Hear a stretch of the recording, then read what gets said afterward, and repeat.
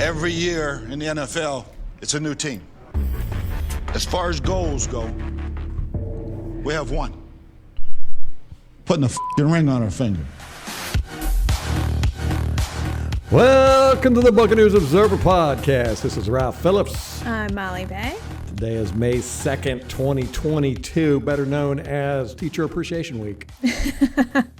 Is that even real? Like, is it everywhere or is it just here? No, man, that is worldwide. It is a national holiday. National. On the calendar. International, probably. International. Okay. Everybody celebrates that. Teachers, firefighters, police officers. Everyone gets a week. Everybody gets a little something. You get a week. You get a week. You get a week. It's not even just days anymore. It's a whole week. It's a whole month. Everything gets a week. Next is going to be whole years, then decades. Well, there are those people that, usually it's women, that celebrate their birthday month, not just their birthdays. Yeah. Like, you people are extra. You it's women, too much. You women love your holidays and celebrations and pomp and circumstance, true. Man. We just love making you men miserable with them. You're really good at it. Mm-hmm. I ain't gonna lie, man. Mm-hmm. Y'all are fantastic. It's just that occasional moment of panic that we just love to watch. Hey, do you know what day is coming up? I know. Before you were like, "It's Mother's Day coming up." I was like, "Oh, what? Crap!"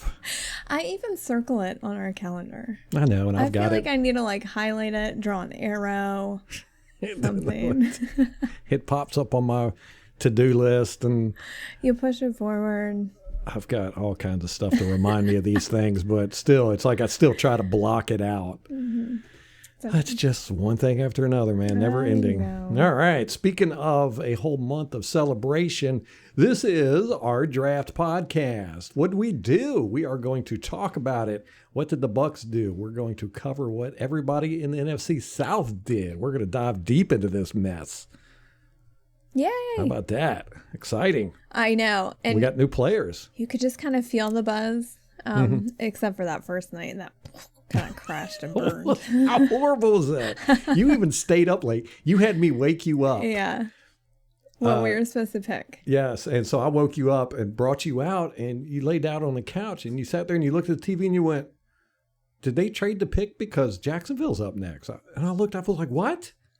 They did. I mean, when I came out, we were still on the ticker. Mm-hmm. And then it was like enough time for me to lay down, look at the TV, and then we're gone. Yeah. It was just, I feel bad for the people who went to the draft party. Oh my at the stadium. Yeah. I hope they didn't charge for that. I don't think they did. Although the refreshments and all that, they probably charge for, which is cost you an arm and a leg. Yeah. So yeah, just waiting all night, and then they didn't even announce that we traded. It was Jacksonville up next all of a sudden, and we were like, "What in the world's going on?" But the good thing of it is we got to pick first the following day. So that made I didn't easy. Trust them not to trade that. Well, they got a lot of calls apparently, but according to Jason Licht, they were fielding calls, but they had one guy left on their board of the 5 that they really wanted. And so they were like, well, no, we're not going to trade it because they didn't want to take the risk of losing him. And that person was our number 1 pick in the second round. And we'll get to that in just a second. But first, I got some fact checks and follow-ups. Follow-up, I guess you could call this a fact check. I don't know. Retirement age is 67 for those born after 1960, which does include me and you so far. Don't know if they're going to adjust it again. All lumped into the same. Right now, it's 1960 and later is 67. Okay. It started off at 65. 1937, if you were born in 1937 and prior, it was 65. My grandmother got into that. Never worked a day in her life. Never learned how to read. Never learned how to drive, never had a job, but she collected Social Security. And got to retire. Yeah, got to retire. Didn't have. Because that's how they did it when they implemented Social Security. They just retroed. Everybody that was before 1937 just automatically got it. And she automatically got it. So Very strange. Follow-up.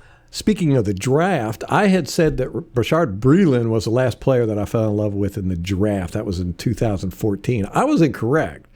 It was Brandon Sheriff.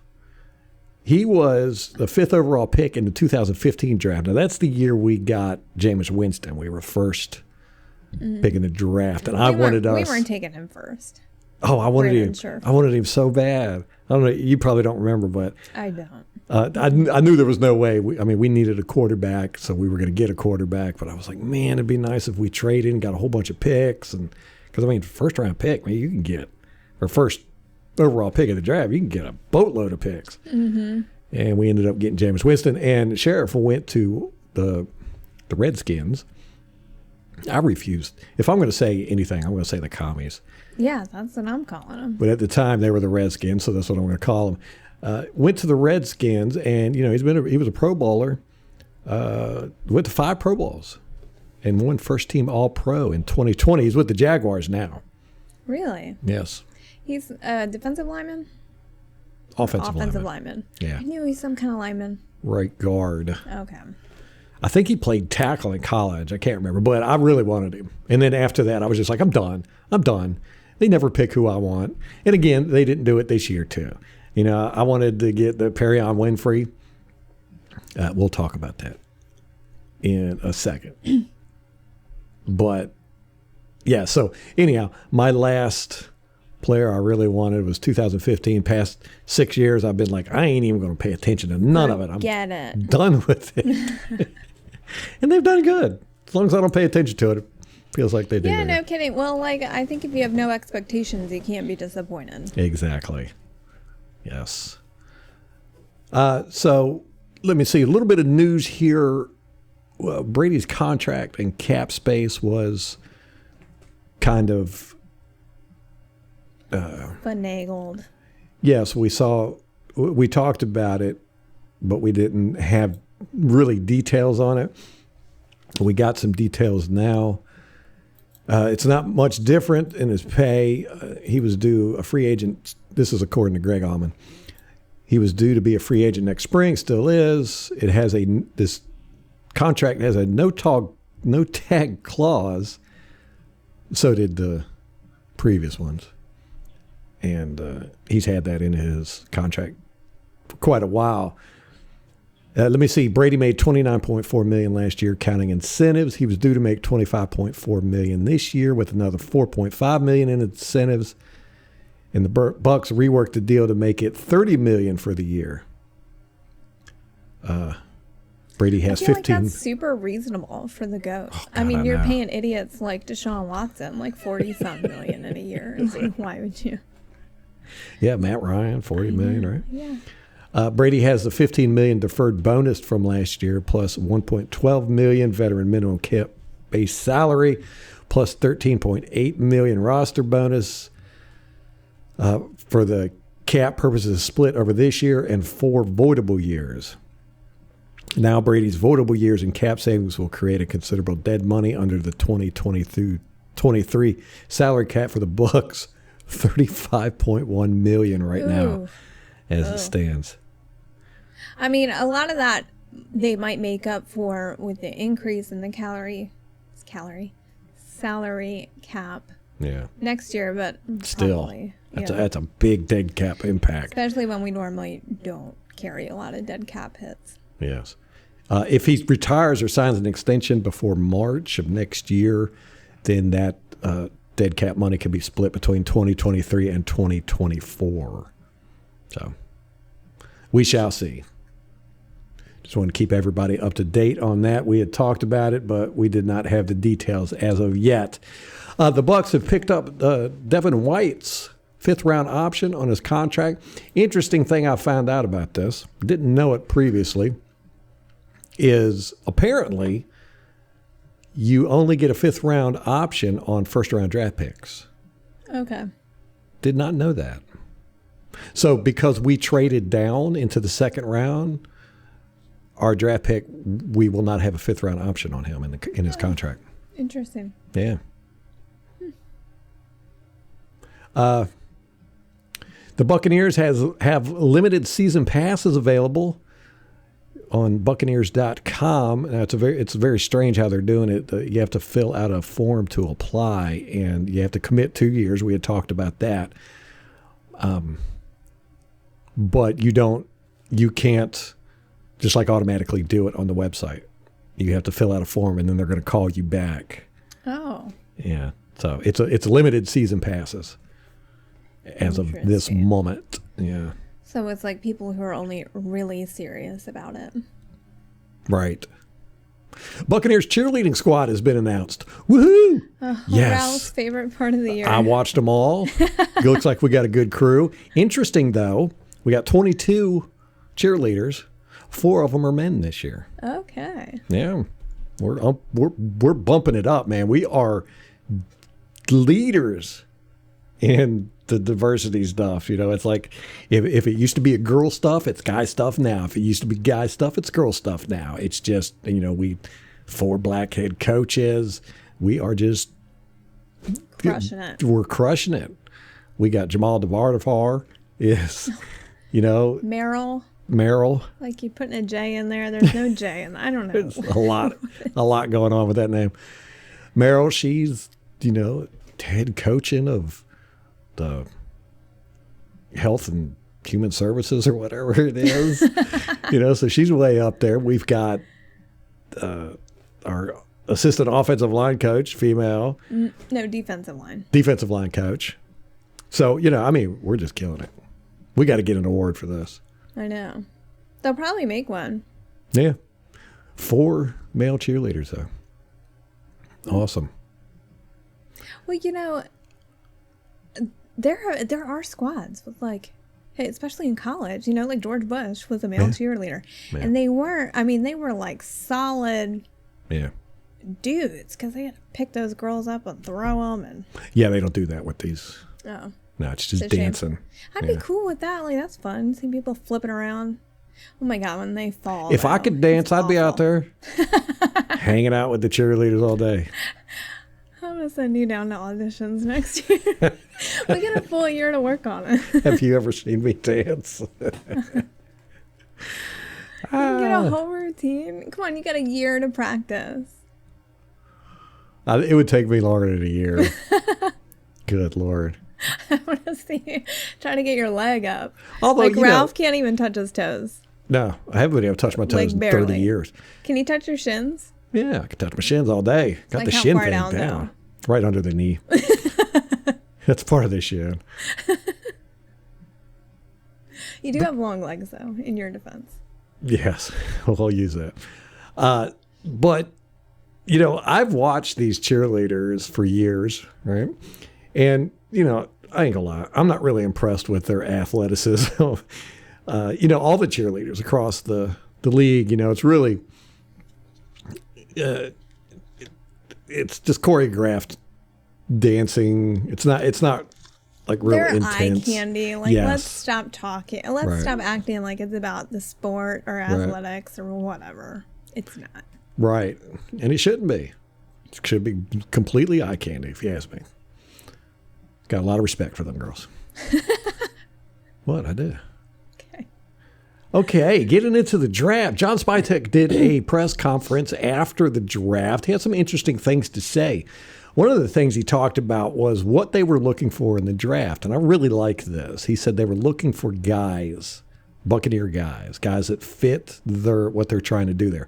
And one of the things he said, actually really the only thing he said, was they're looking for guys who work to finish plays, guys that compete. That he said strains to finish plays. He used that phrase. Never heard that phrase before, but I like it. That's because that's what I like. I like to see guys that they play through the whistle, and maybe a little bit afterwards. And that was one of our big criticisms of Dirk Cutter's team. Yes, especially on the line. Guys like Donovan did not play through the whistle, and so that's what we wanted to see. And since BA's been here, I don't think we've really had that problem. Right. So that's apparently something that they really push. He was talking in reference to the tight ends when he was saying that, but it was a general character that they're looking for in everybody. One of the funny things, he every player he talked about, he said, he's a great kid. That's how he started off. He's a great kid. He must have said it 50 times during this press conference. He even made a joke about it. He said, I know y'all are going to get sick of hearing it, but yeah, he's a great kid. That's funny. We should look into all the articles about this press conference and search for "he's a great kid." He's a great and kid. See how many of them quoted that part. On the cornerback that we drafted, we'll get to him in a second. They said they were mostly interested in him being a gunner on special teams.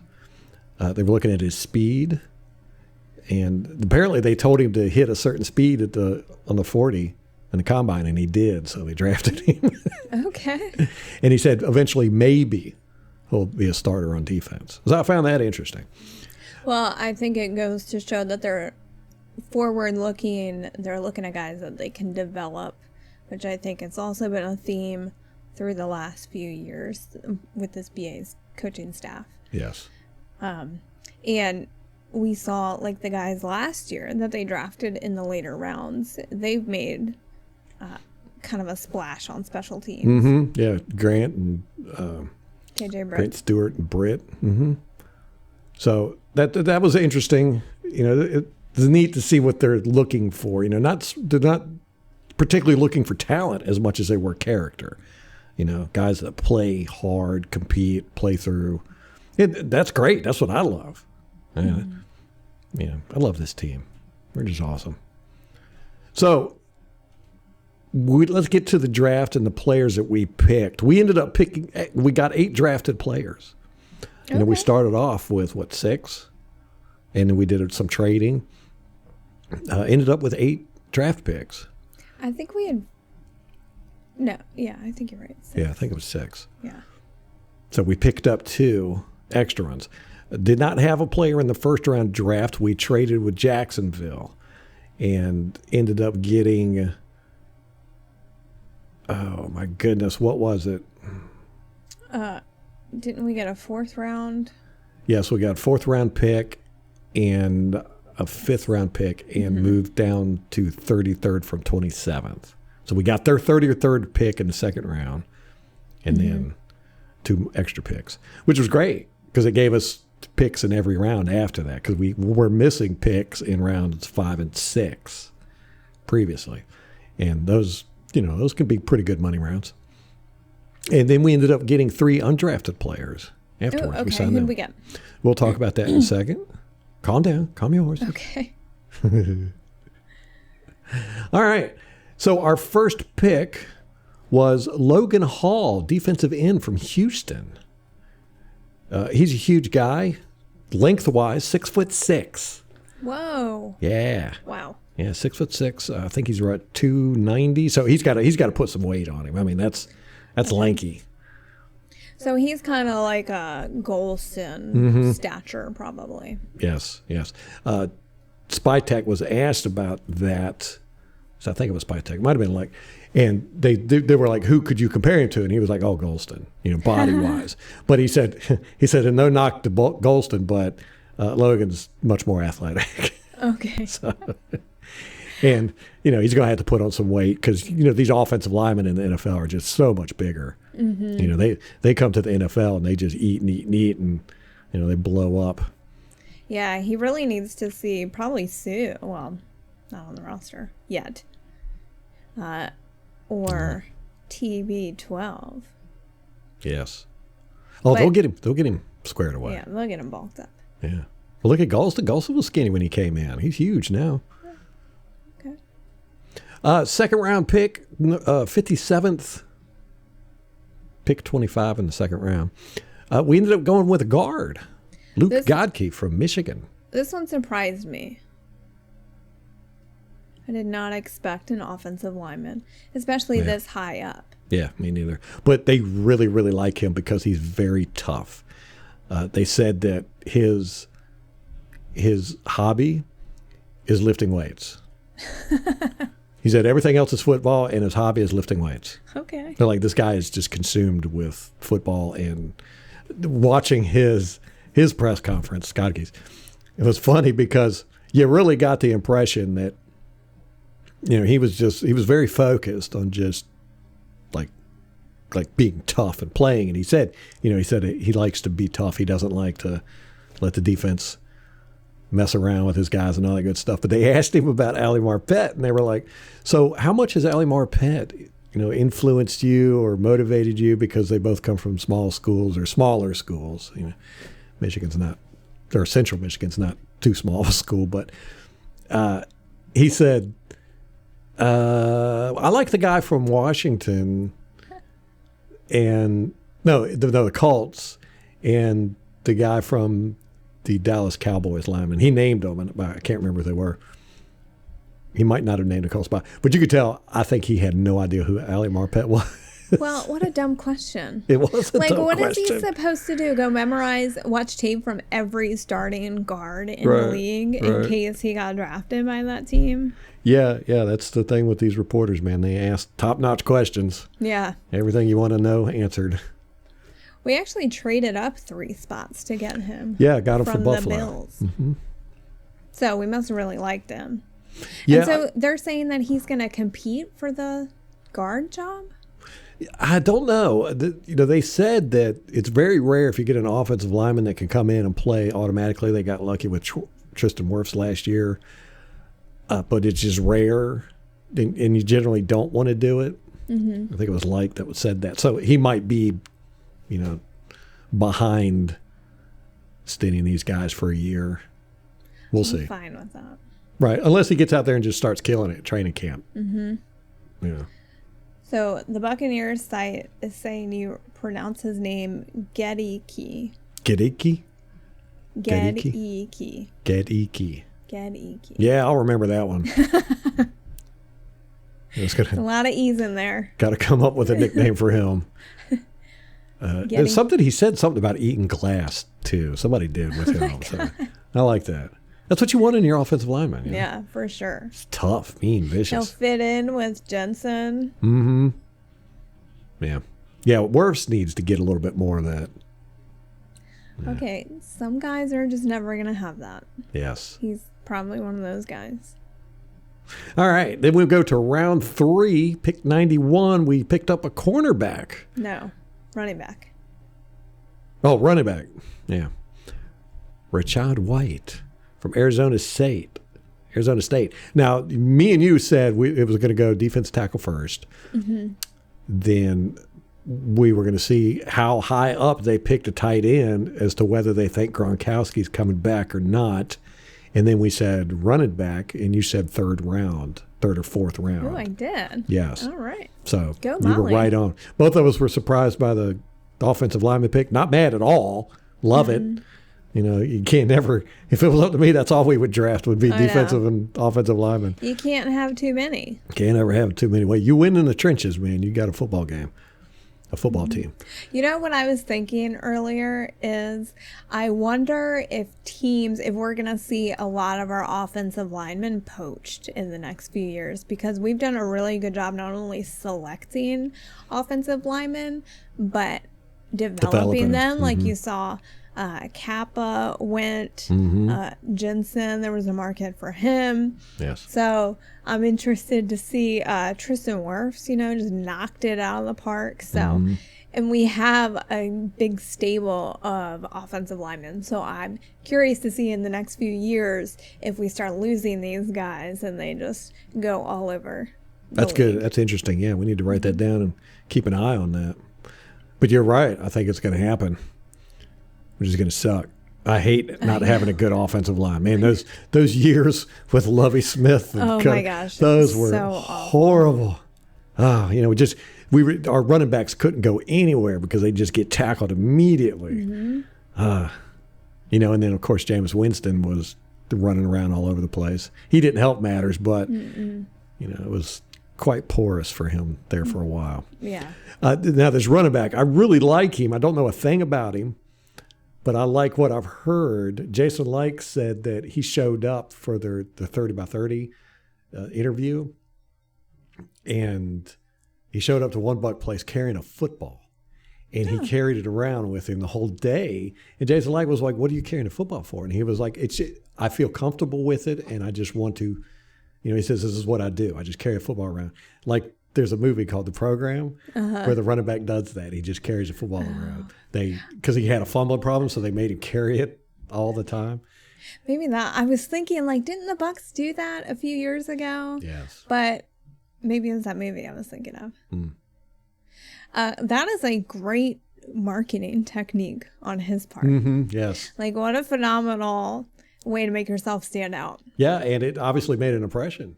Exactly. You know, Light mentioned it, and we drafted him, so that's good stuff. Now, Light says that they could see him as a returner. So okay. We're always, that's been our, like, Achilles heel, our, what is the saying? Where we're always chasing after it, can never find it. Yes. Holy Grail. Yeah. Yeah, well, it's so hard to do anymore, you know, because of the way the rules are and all that good stuff, to have a good return game, you know, so. You know a team is going to figure it out, though, and they're going to get It'll be a Belichick. stud who is going to be like the Devin Hester of this time period. Right. It's coming. It's gotta. Well, I'm anxious to see if the league starts going a little bit towards running, because, you know, everybody's building their team. They have been for the past few years, building their team for the passing game, because the passing game is just totally dominant in the NFL right now. All the rules and everything is geared towards passing. You know, you're going to see teams, you know, like Tennessee and the Colts, who are predominant running teams, and look how far they went. And you go, if you're going up against a bunch of defenses that are designed to stop the pass, you know, and you insert a running game, a heavy running game, you can start mowing people over. Yeah. So, yeah.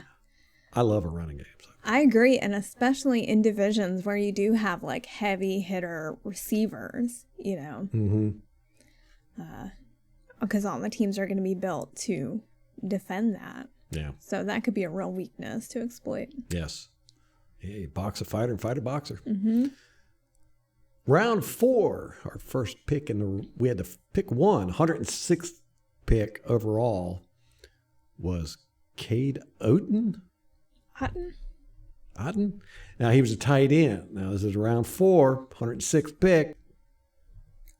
Kind of up there, not too far up there, though. And Jason Licht did say in his interview that he is in contact with Gronkowski, and they have been talking. Not necessarily on getting a contract done or getting him back, but they've been keeping in touch. Okay. And Gronkowski did come out and reaffirm that if he does come back, he's playing for the Buccaneers. No questions asked. No doubt about it. No other team he's going to play for. So that's still up in the air, but we did end up drafting 2 tight ends. I think you kind of have to.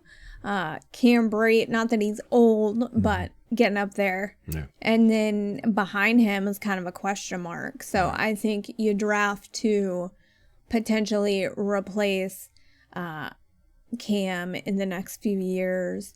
And Gronk, I mean, he's not going to play. Right. If forever. He does play, it's just going to be for a year. Yeah. So I think it's smart to get a few guys and then see who pops off. Yes. The interesting thing about Light, when he was asked quite a bit about these tight ends, he never once mentioned their receiving. He talked about the whole time. He talked about their toughness, talking about them playing the fullback position if needed, or sometimes he said they will be in the backfield.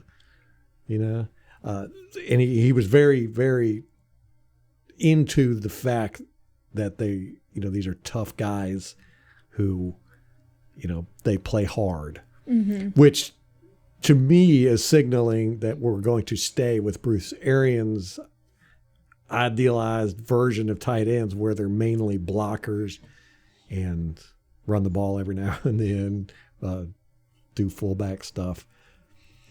But, you know, being a receiver is like their third or fourth responsibility. So this Cade Otton, I guess that's how you say it. C-A-D-E. Cade. Like cotton with no C. Cade Otton. Otton. O-T-T-O-N. Anyhow, he's tight end from Washington. We got that pick from Jacksonville.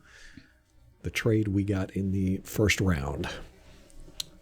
Then round 4, pick 133, we got a punter. It shocked everybody. Jason Licht just has to do some crazy stuff like I that. know. They just like triggering all the Bucs fans. Hey, at least it wasn't a kicker in the second. Is that when? Yeah. Yeah. And, but this is a bad sign for Pinion. Yeah. And Greg Allman was tweeting that Pinion's contract is not guaranteed, and it's like $3 million or something, $2-3 million. So when we're in a cap crunch the way that we are, this is really not a good sign. Yes, and he had 2 critical errors in that divisional game, playoff game against the Rams. Kicked 2 balls out of bounds for penalties, put them on the 40-yard line.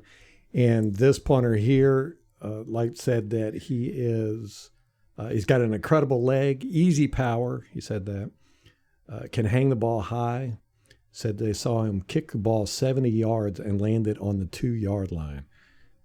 And they plan on having him do kickoffs too.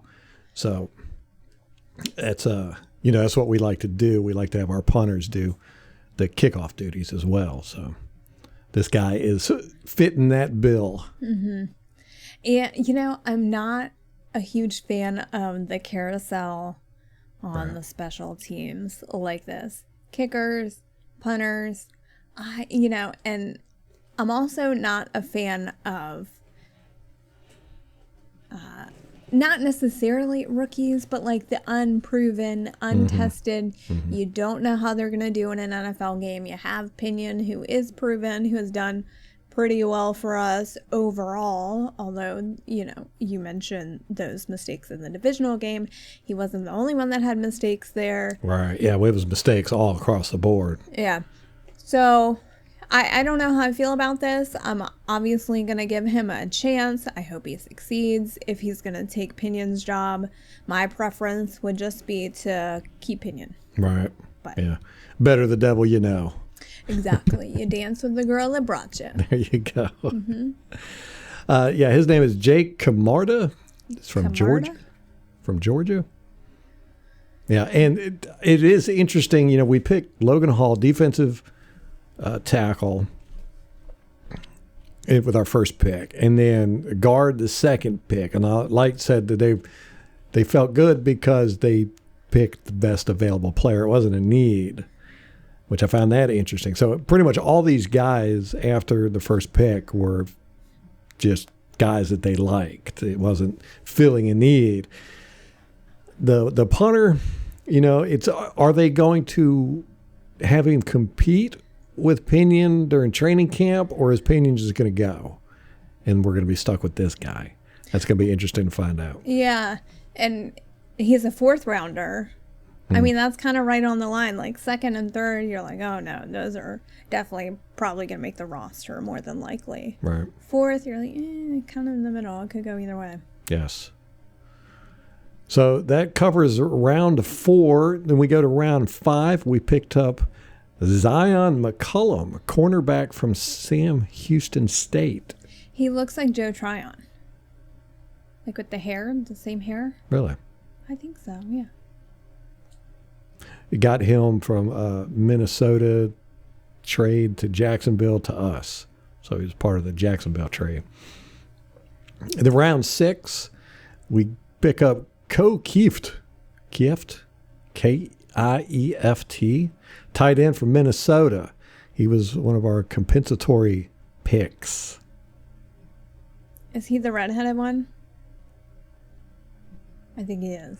I think he is too. Yeah. We have quite a few leprechauns on our team. Yeah, he was fiery red. Yeah. Long red hair. I think did he have a beard too? I can't remember. Yeah. I think like a little goatee. A goatee. Another Viking. Mm-hmm. Got him for a trade with the Rams. So I don't. No, it says compensatory. Right? Yeah. Oh, I see what you're saying. Yeah. So okay. Right. Yeah, we did a lot of trading around, up and down. And then round 7, we picked Andre Anthony, a linebacker, LSU, another LSU guy. LSU linebacker. LSU linebackers don't play around. Yeah. Okay. All right. Well, I mean, we had talked about that in the preview, especially if we don't get Kevin Minter back. Right. There might be some need there. So it looks like Kevin Minter is probably out of the picture. This guy is not going to start. He'll be a special teams guy. But do you want 3 younger players like that behind your 2 starters? Like, that's your depth? Right. I don't know. I would want to see Minter back. It don't look like he's coming back, though. I don't know. Like, they still got time. Yeah. This guy might not even make the team. Yeah. Right. Yeah, they might bring Minter back in and say, y'all compete. Could. Then we went in got some undrafted rookie free agents. We signed 3. A wide receiver, Jareth Stearns from Western Kentucky. Wide receiver, Devin Tompkins from Utah State. And linebacker, I'm going to slaughter this name, Olakunle Fatukasi from Rutgers. Okay. Shiano man. Shiano hasn't been there in like a decade. No, he's back the head coach there. He is? Yeah. Oh, okay. Yeah. But brought him back up from the cellar last year. Yeah, they're loving having him back there. Yeah, I bet. So, that linebacker, don't know if he's going to make the team. That's a lot of linebackers. We normally keep 4, right? 5, I think. 5? Mm-hmm. And we've got 4 on the roster now. So one of those 2 is probably not going to make it. We'll see. Bulldog offensive tackle and Gene Upshaw D2 lineman of the year, Dylan Pasquale, has been invited to minicamp for the Buccaneers. Oh, what does that mean? So can they invite it to minicamp? So they can invite players and not sign them without signing them? Apparently. I've never heard of that. Me neither. Maybe it's like a walk-on tryout. Yeah. Yeah. Interesting. What was he again? Position? Offensive tackle. Oh, okay. Yeah. Gosh, we are like stacking up at linemen. I can't be mad about that at all. Yeah, we didn't do hardly any skill position players in this draft. You don't really need them. I mean, besides running back and tight end. Which we hit. So just those 2. Yeah. Which they did kind of fill that need.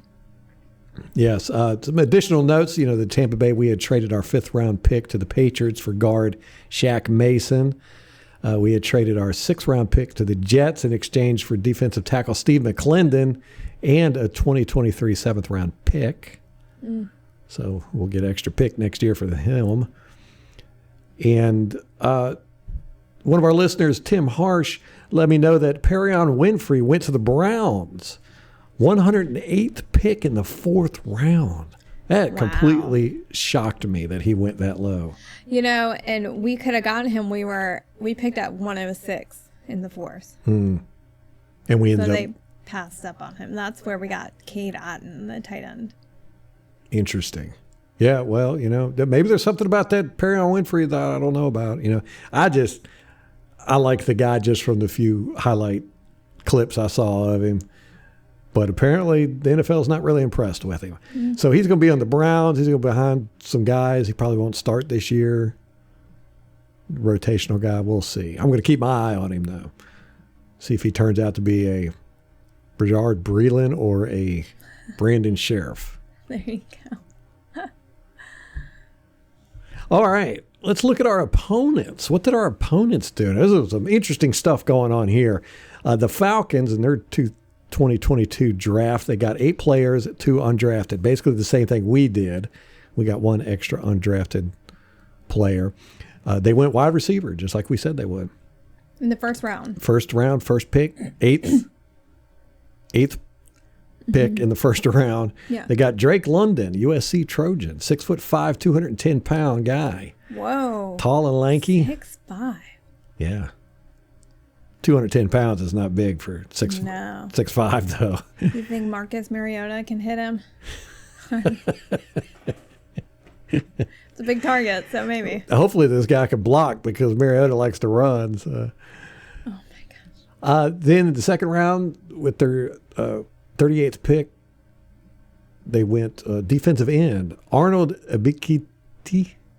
Ebigidi Okay. from Penn State. Nittany Lions, 6'3", 256 pounds.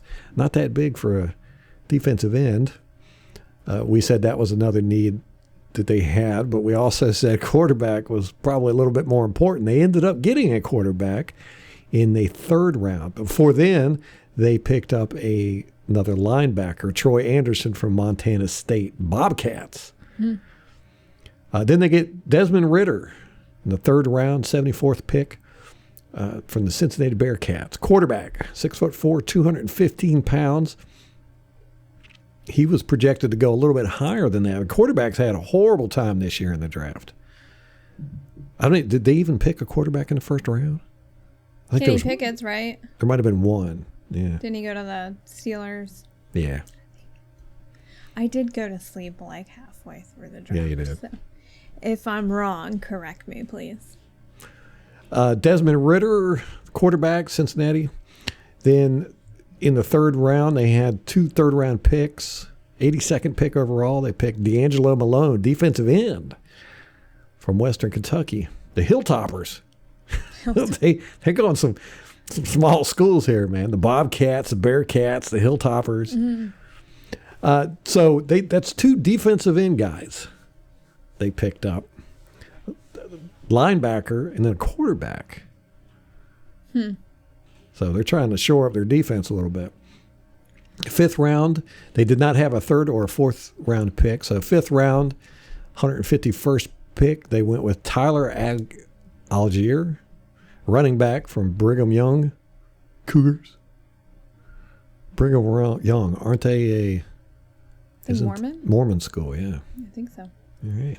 Isn't that where Scotty Miller came from? Or it might have been, no, Bowling Green. That's where he came from. It's those two words. Starts with the B on the first one. 6th round, 190th pick overall. They went with an offensive lineman, Georgia Bulldog, Justin Schaffer. They really should have gone earlier on the offensive lineman. Not if you got a quarterback that's going to run. I don't know. I guess they gave up on offensive linemen a decade ago. I know. Looks like they're still on the same path. Yeah. They're overrated. Offensive lines. You don't need one. You don't need one. Well, you know Matt Ryan is so happy to be in Indianapolis behind that monstrous offensive line. Well, he did that interview on Pat McAfee, and he said that. Yeah. You know, there's a lot of good guys on that line. Yeah, that's a monster offensive line. And that good run game. Boy, I tell you what, Colts are going to be a team to be reckoned with this year. And he's a pocket passer, too. Yeah, he ain't going to have to do more of that scrambling he was doing this year or last year. Last pick, they got John Fitzpatrick, tight end, Georgia Bulldog. They like them Georgia Bulldogs. Hometown boys. Yeah. Yes. Yeah. Then they had 2 undrafted rookie free agents. They went with another quarterback, Jared Bernhardt from Ferris State, and offensive tackle Tyler Vrabel from Boston College. Boston. I think that's where Matt Ryan's from. I think he went to Boston. Well, they traded longtime quarterback Matt Ryan to the Indianapolis Colts and received the Colts' 3rd round pick, number 82, in exchange, and that's where they got D'Angelo Malone, defensive end from Western Kentucky, Hilltoppers, for Matt Ryan. What the Hilltoppers? In trading Julio Jones to the Tennessee Titans, the Falcons received a 2nd round pick in this draft. Atlanta also received a 2023 NFL Draft 4th round pick for Julio Jones to Tennessee, which he didn't stay there but a year. What was up with that? Apparently there was some drama there. I don't know. Don't know. Pat McAfee was trying to get Matt Ryan to get him to come to Indianapolis. I know. That was funny. I want him to come here. I'll take him. Yes. Come on, Julio. Atlanta had also traded their 7th round pick to the Buffalo Bills and in return received tight end Lee Smith. So that was the draft news for the Atlanta Falcons. Now we go to the Panthers. This one is really amazing to me. They picked up 6 players in their draft and 0 undrafted free agents. Must not feel like they need a whole lot of help. They're not even trying, man. I don't know. I'm like, man, that whole team needs to be revamped. And They're doing that? Yeah. Well, remember last year they drafted all defensive players, all 7. And they drafted 4 in this one, 4 of their 6. What are they doing? I don't know what they're doing over there. I really don't, but I'm happy that that it's a mess. Their first pick, 6 overall, they picked a tackle, Akeem Ekwonu from North Carolina. They do need offensive linemen. So. Yeah. Got a hometown boy too, Wolfpack, North Carolina State. Okay. Then they didn't have another pick until the 3rd round, 94th pick. They picked up a quarterback, Matt Corral from Ole Miss, the Rebels. 6'1", 205, little shorty. Drew Brees. And then they went linebacker, Brandon Smith from Penn State, Nittany Lions. 6th round, they went Amari Barno, defensive end, Virginia Tech Hokies. Then they went offensive lineman, Cade Mays. This is the 6th round, also 199th pick from Tennessee Volunteers. 6'6", 325 pounds. Whoa. Yeah, he's going to get up to 350 most likely. Wow. Yeah, he's a big boy. Wow. Okay. And then their last pick, 242nd, they went with Kalen Barnes, cornerback, Baylor Bears. Okay. Baylor, isn't that where Matt Rule came from? Yes. Some additional notes. They had traded their 2nd round pick to the New York Jets, who ended up with, 13 picks, was it? Yeah. And I think they used them all. I know. I feel like when I was watching the first round, it was just Jets. Every other pick was the Jets or the Jaguars or the Giants. Yes. They did that in exchange for quarterback Sam Darnold, which I'm sure they are wishing they hadn't done that. They also traded their 4th round pick as part of the deal. So they lost their 2nd and 4th round pick in this year's draft for Sam Darnold. A bunch of dummies. In acquiring cornerback C.J. Henderson, the Panthers had traded their 3rd round pick in this draft to the Jacksonville Jaguars, who also stocked up on draft picks. And they received a 5th round draft pick and tight end Dan Arnold. They sent Dan Arnold to Jacksonville.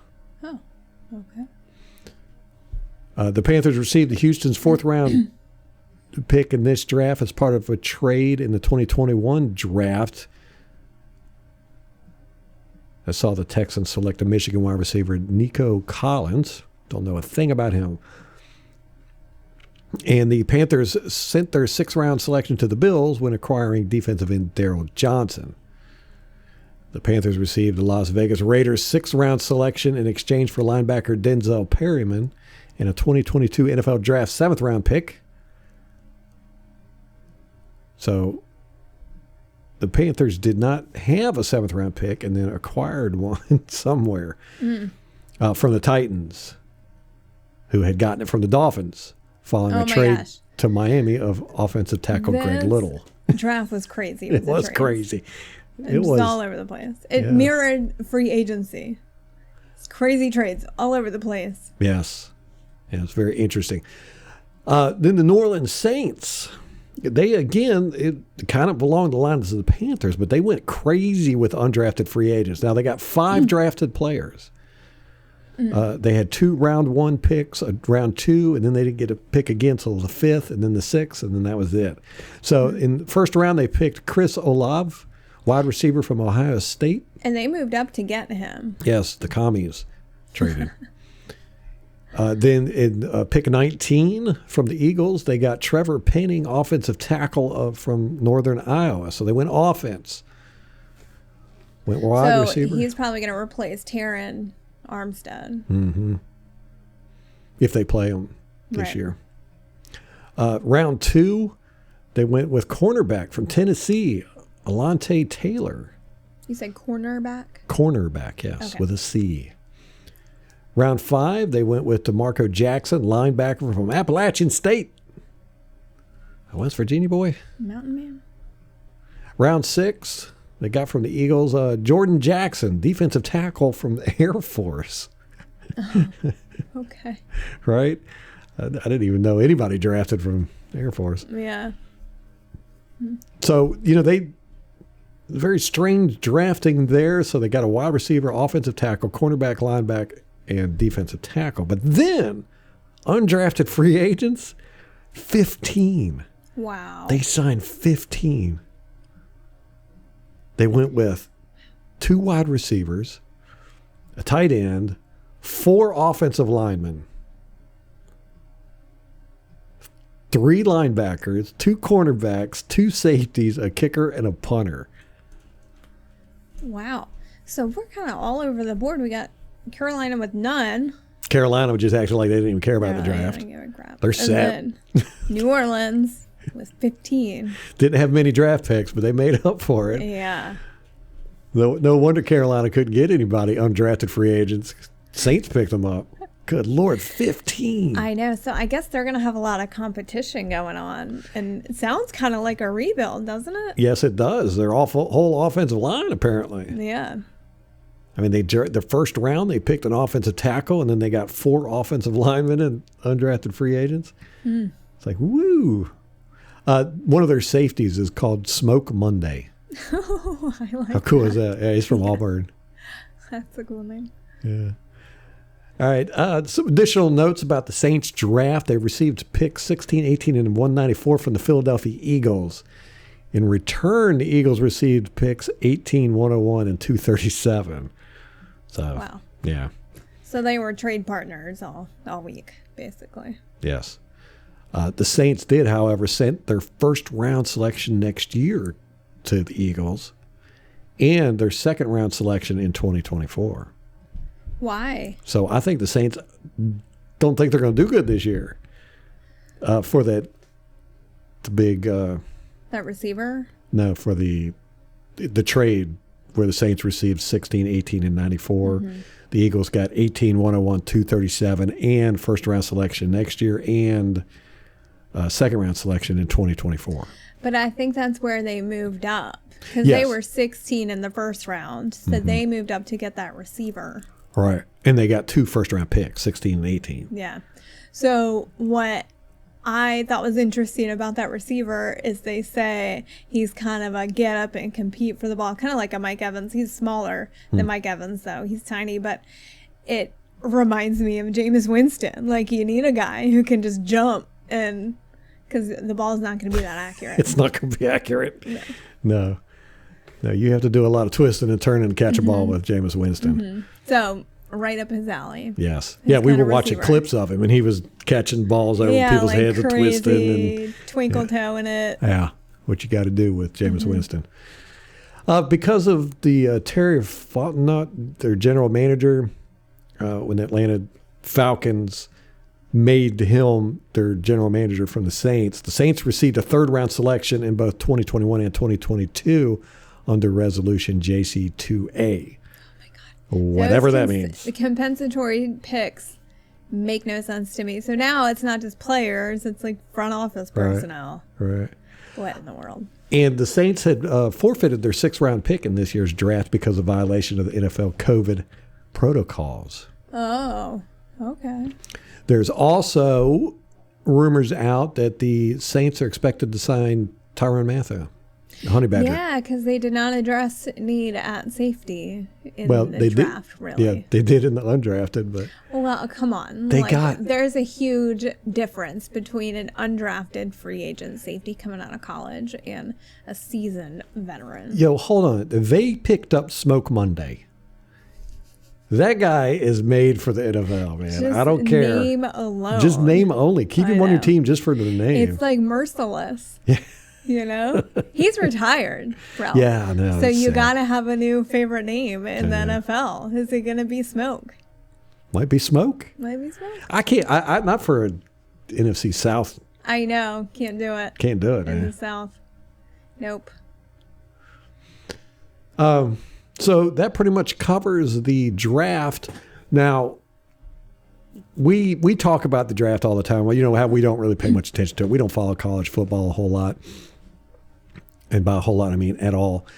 And, one of the reasons why we don't do the draft stuff is because it's really, you watch these guys, and everybody does mock drafts. They do 20 mock drafts, and they, constantly. And it's fun to look at the guys and see who is expected to go. But once you get out of the top 10, 20, it's crapshoot, and you don't know what. You saw there was so much trading going on, and guys were getting picked in the first round that nobody expected to get picked until the third, and vice versa. So to us, it's kind of, it's fun to kind of look at it from afar, but it seems like a waste of time to us.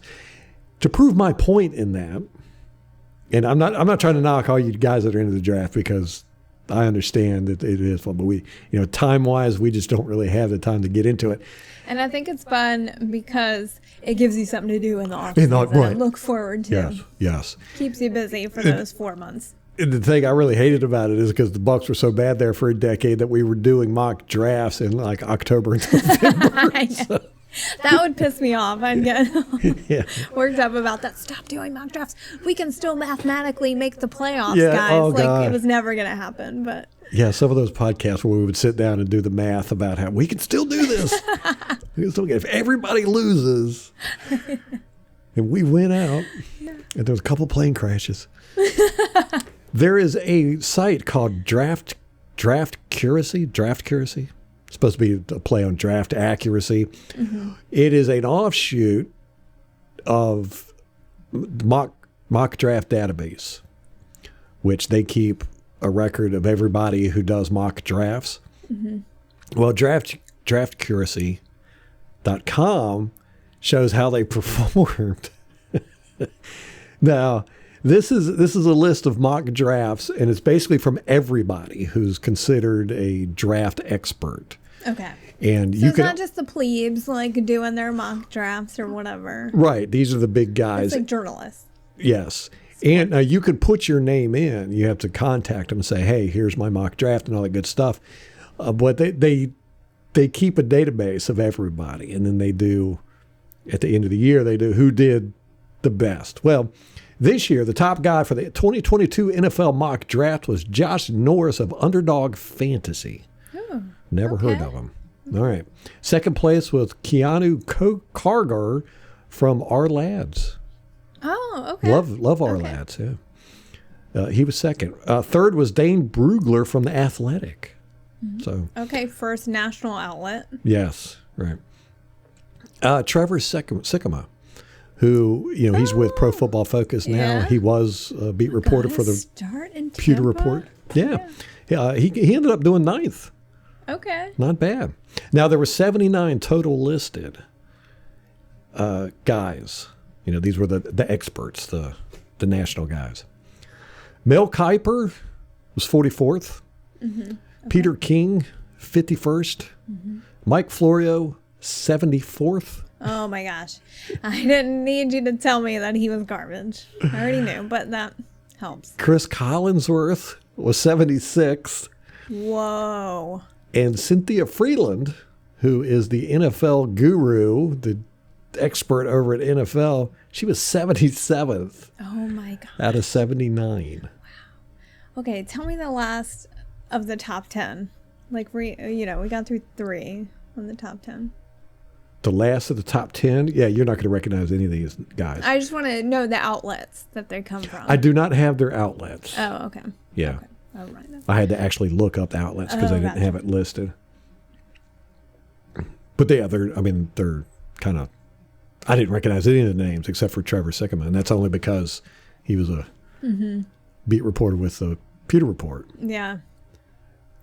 That's funny that the top 3, there's one national outlet in there. Yeah. Which is The Athletic, which I think is better than most as far as I think they go a little further in depth than most national outlets do.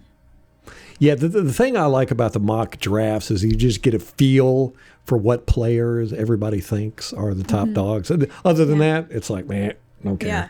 You can learn some names that way. Yeah. Yeah, and as we saw this year, there was so much trading going on that there's no way you could have predicted who was going to get what. I don't think anybody had us getting Logan Hall. Really? No, I don't think so. I had seen his name. I don't know what context, but I'd watched a video on Real Bucs Talk. You know, they did a breakdown on him like 2 months ago. Mm-hmm. You know, and they were kind of meh with him. Seeing that, you know, he's very raw. Mm-hmm. A lot of work needs to be done there. And they pointed out some good stuff, you know, that he doesn't really keep his eye on the ball a lot. You know, when he's fighting with guys. If you watch like Sue and Vita has gotten really good at it, you know, they watch the ball constantly. Mm-hmm. You know, if they get pushed around, they're still keeping their head turned, looking for the ball. A lot of these guys will get, you know, and Vita was like that when he first came in the league. Mm-hmm. You know, I mean, he was whooping guys. And then the ball runner was running right by him because he was too busy fighting and not paying attention to where the ball was at. Yeah. Well, he might really benefit from having someone like Sue in the locker room to help mentor him. Everybody benefited from having Sue in the locker room. He taught those guys so much. I saw so many moves that they picked up from Sue. You know, the whole defensive line, all of them were doing them. I loved it. Sue was great. I hope we get him back, man. I really do. But it don't look like we are. I don't think we got the money for him. Yeah. Him and JPP both. If we're going to get Gronkowski back, I think we're going to be able to get one of the three. I really do. I agree. Unless we can do some serious cap manipulation. Mm-hmm. But then we're going to pay for it next year. Right. So. Right. Simeon Rice announced our second-round pick. Actually, our first pick. It was in the second round. He was supposed to do round 3. For some reason, he came out and did our first pick. So that was cool, man. I like Simeon. He meant a lot to our team getting that first Super Bowl. They had a lot of characters out there. There was somebody, I don't know who it was, and I forget which team he was even calling the pick for, but he just kept going on to the point where one of the producers behind had to come out on the stage and was like, read the back, because he was backing it up. Like there were 3 teams that had already had their picks in behind him. And she was like, you got to read it. Like, let's keep it moving. Yeah, it was over 2 minutes he was out there talking. And he was trashing teams. Trash Green Bay immediately came out. Yeah, he was a Minnesota guy. Okay. Can't remember who it was. But I know. Yeah, that stuff's fun. Yeah. All right. Makes it entertaining. Yeah. That's all I was going to say. You got to, because Goodell is just not entertaining. Oh, God, no one wants to see him out there. They'd love to boo him now. You know, that's a fun part, and he's a good I do sport like about that I like that he's a good sport about it. It's kind of a thing now. Mm-hmm. So. Yeah, he was out there going louder when they were booing him. All right, so that's going to wrap it up for us. We got the draft done. Now we move on to training camps, OTAs, all that good stuff. All kinds of good. And then we've got the schedule coming out in 10 days. May 12th. May 12th. All right. That's going to be exciting. Mm-hmm. Yes. That's probably when they're going to have tickets go on sale, like right after that. Yeah. Individual tickets. Get the season tickets out of the way and then individual tickets. Want to go this year? I know. We got to. It's the last year. It's going to be our last opportunity to see Tom Brady. I want to go to a practice, man. I know. I wonder if he does anything. I wonder if he meets with I doubt fans. it. I think that they probably shuffle him back to the locker room quickly. He stays with the VIP section like Gerald McCoy did. Yeah. Only the special people get to meet with him. Right. I'd be scared to touch him though. I mean, what if you shook his hand and you end up breaking a bone or something? You can't do it. That'd be horrible. I think I'd be too starstruck. I don't think I'd be able to talk. It's the greatest footballer of all time. Yeah. And he's our footballer. Yeah. It's crazy. All right, guys. That's going to wrap it up for us. Until next time. Go Bucs.